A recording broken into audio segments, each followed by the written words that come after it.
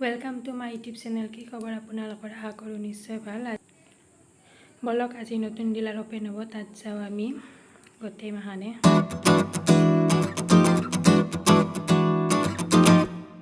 এইখানে আছে আমাৰ নতুন ডিলাৰখন স্প্ৰিণ্ট ইলেক্ট্ৰনিক বেটাৰী বলক ভিতৰত সোমাই যাও গাড়ীবোৰ চাই লও কেনেকুৱা কি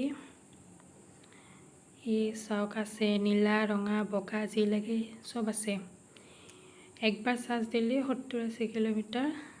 আৰামত গুচি যাব আমাৰ স্প্ৰিণ্টৰ ডিলাৰখন আছে ৰয়েল এনফিল্ড আৰু ডমিনোজৰ সন্মুখতে